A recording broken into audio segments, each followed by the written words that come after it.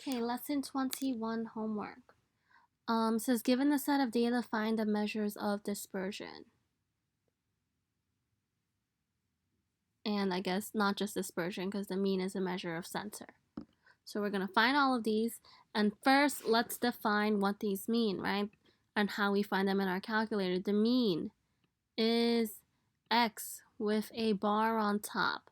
Your range is going to be the maximum minus the min. I know that's hard to read. You know what? Let me type it. Your range is your max minus your min.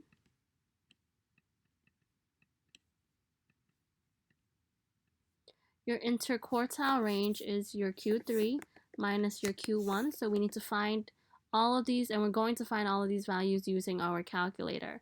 And your standard deviation is this little O with like a hat on it and an X.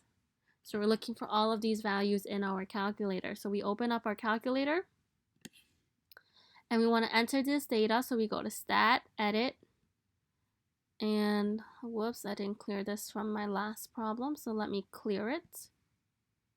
Make sure you never hit delete, always hit clear, and I'm going to just start entering these numbers.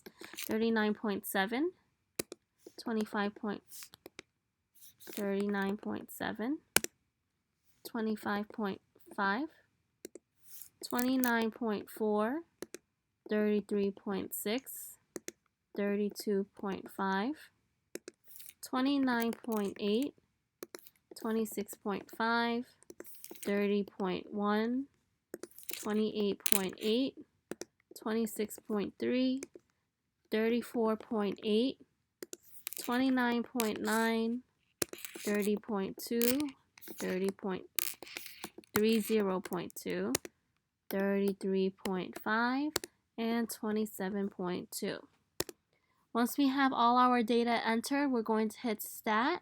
We're going to go over to Calculate, and we're calculating one variable stat. So go ahead, enter, enter, enter until you get the screen, and let's see what we have. Our mean, which is x with the bar over it, is 30.52.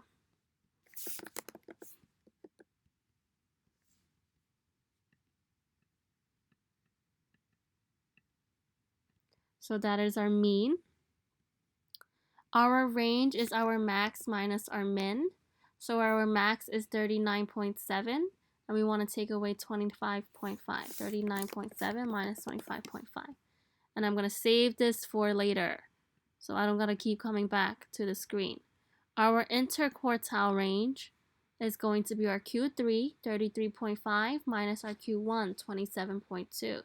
So 33.5 minus 27.2. And again, I'm going to set this aside for after I'm done looking at the screen. And our standard deviation is the little guy right here, the O with the hat and the X.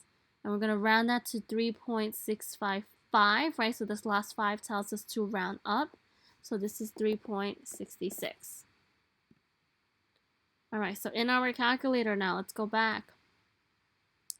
Second mode, so I can quit and go back to the screen. Let's first find the range. 39.7, subtract 25.5, we get 14.2.